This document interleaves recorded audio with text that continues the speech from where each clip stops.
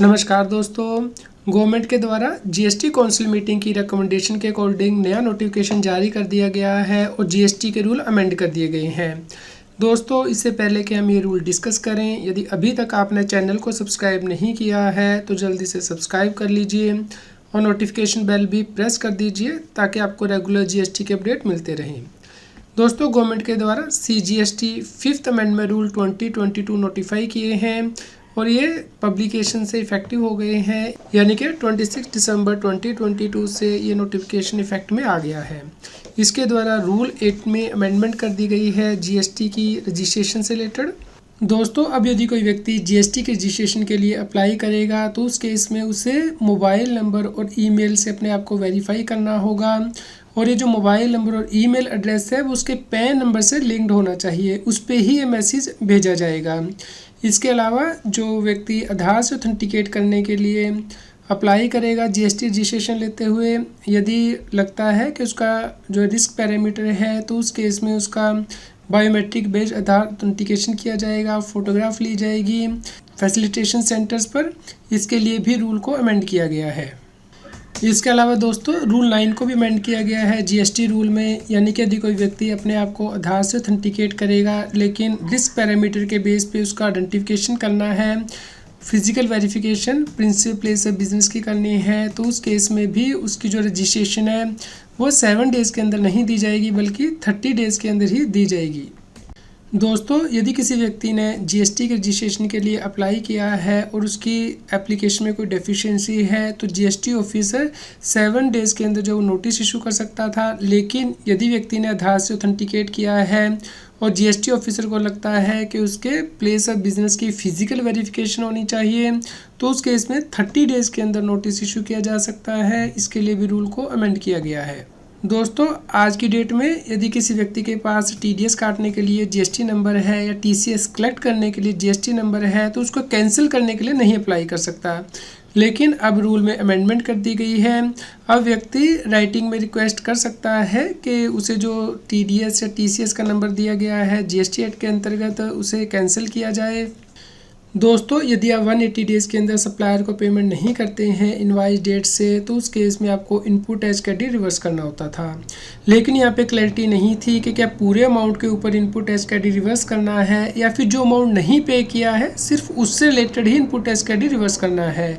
तो अब गवर्नमेंट के द्वारा क्लैरिटी दे दी गई है। 1 अक्टूबर 2022 से रूल 37 अमेंड कर दिया गया है कि जो आप अमाउंट पे नहीं करेंगे सप्लायर को 180 डेज़ के अंदर, उससे रिलेटेड जो इनपुट टैक्स क्रेडिट है वही आपको रिवर्स करना है।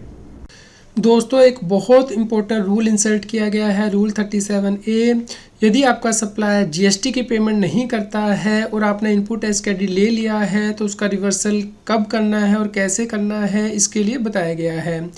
दोस्तों, यदि आप जीएसटी 3B में इनपुट टैक्स क्रेडिट क्लेम कर लेते हैं लेकिन आपके सप्लायर ने जीएसटी 1 में तो वो सप्लाई दिखा दी है लेकिन जीएसटी 3B में उसका टैक्स पे नहीं किया है 30 सितंबर तक फाइनेंशियल ईयर के ख़त्म होने के बाद, तो उस केस में आपको वो अमाउंट रिवर्स करना होगा, यानी कि जो फाइनेंशियल ईयर है उसके ख़त्म होने के बाद 30 नवंबर तक आपको वो अमाउंट रिवर्स करना होगा। और यदि आप इस डेट तक अमाउंट रिवर्स नहीं करेंगे तो उस केस में आपको इंटरेस्ट भी पे करना होगा, लेकिन बाद में यदि आपका सप्लायर जीएसटी 3B में टैक्स पे कर देता है तो आप इसका रीअवेलमेंट कर सकते हैं इनपुट टैक्स क्रेडिट का।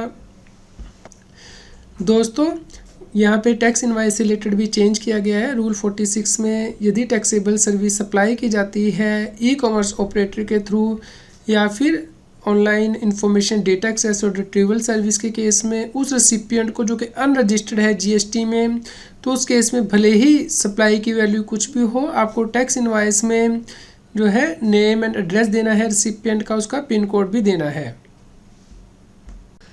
दोस्तों, रूल 46A में एक और प्रोविज़न को इंसर्ट किया गया है, यानी कि यदि invoice come bill of supply आप इशू करते हैं टैक्सेबल और एग्जाम सप्लाई के केस में, तो उस केस में आपको सभी रूल को कंप्लाई करना है जो कि रूल 46, रूल 54 या रूल 49 में प्रोविज़न दी गई हैं। दोस्तों, एक नया रूल 88C इंसर्ट किया है, यानी कि यदि आप अपने आउटवर्ड सप्लाई की रिटर्न फाइल करते हैं और उसका जो टैक्स है वो जीएसटी 3B में पे करते हैं तो उस केस में यदि डिफरेंस आता है दोनों ही फिगर्स में बाय सच परसेंटेज जो कि जीएसटी काउंसिल के द्वारा रिकमेंड की गई है, तो उस केस में आपको डिफरेंस के लिए ईमेल किया जाएगा। DRC 01B फॉर्म के अंतर्गत आप या तो ये टैक्स लायबिलिटी को पे कर सकते हैं DRC 03 के ज़रिए, या फिर आपको इसका डिफरेंस एक्सप्लेन करना होगा। इसके लिए आपके पास 7 दिन का ही टाइम होगा। तो यदि आप ये डिफरेंस पे करेंगे तो विद इंटरेस्ट आपको ये पे करना होगा, और या फिर आपको रिप्लाई फाइल करना होगा।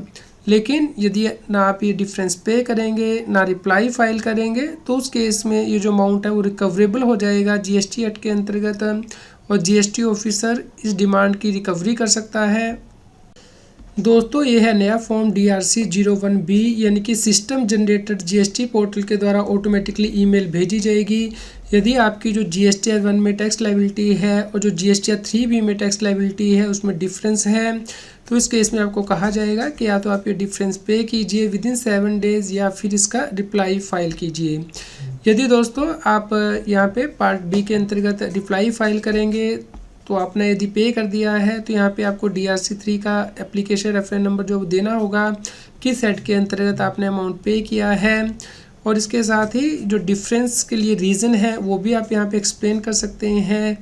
जैसे कि पिछली ट्रांजैक्शन जो है आपने नहीं डिक्लेयर की थी वो आपने अभी पे की हैं, या फिर कोई टाइपोग्राफिकल एरर की वजह से GST 1 में इनकरेक्ट डिटेल चली गई थी, या किसी और मिस्टेक की वजह से यहाँ पे आपसे गलती हुई है, तो इसके लिए आप इस फॉर्म में रिप्लाई फाइल करेंगे।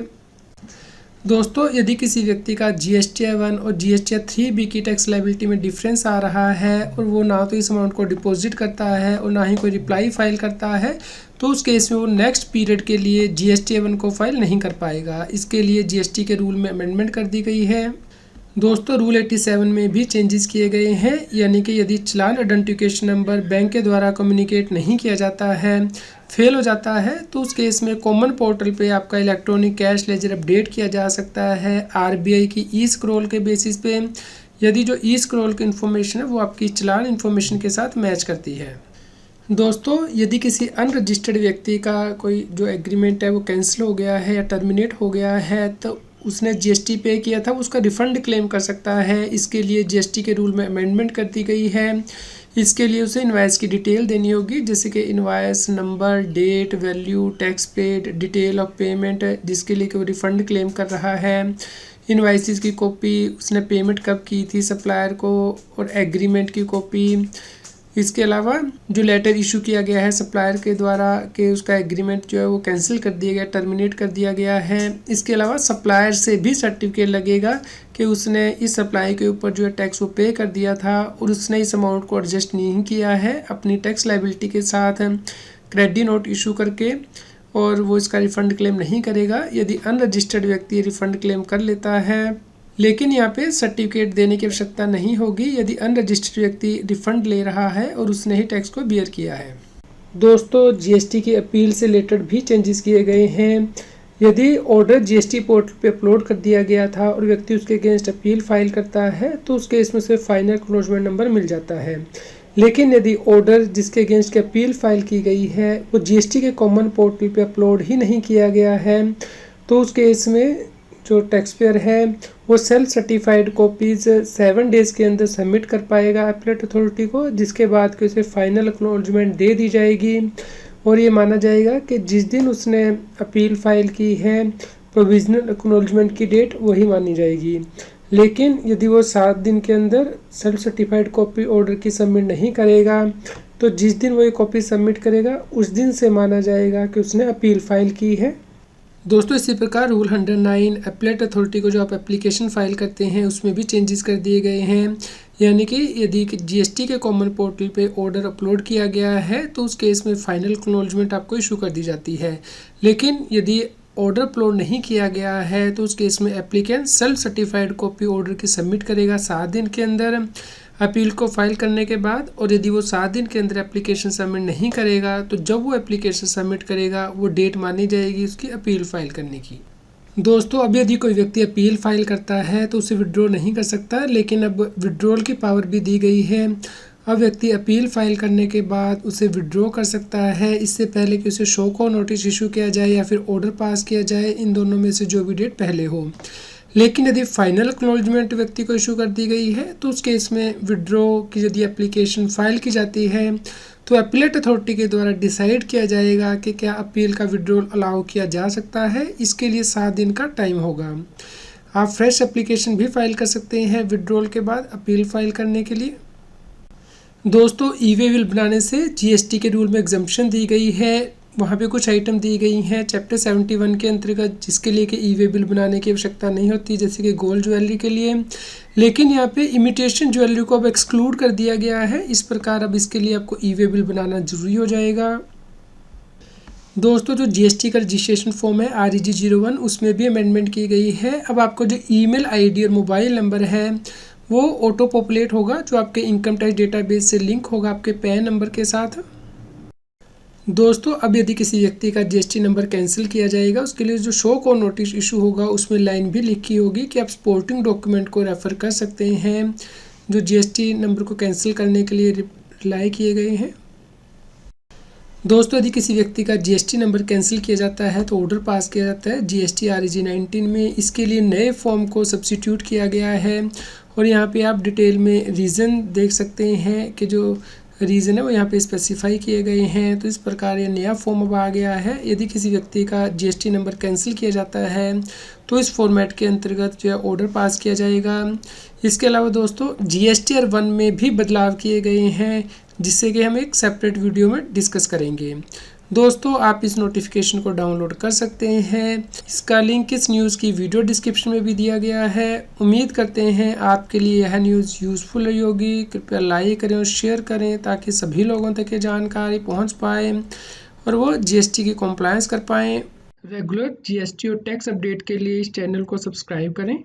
आप हमें telegram app CA Satbir Singh टैक्सील पर ज्वाइन कर सकते हैं ताकि आप जीएसटी और इनकम टैक्स के रेगुलर अपडेट अपने मोबाइल पर ही प्राप्त कर सकें।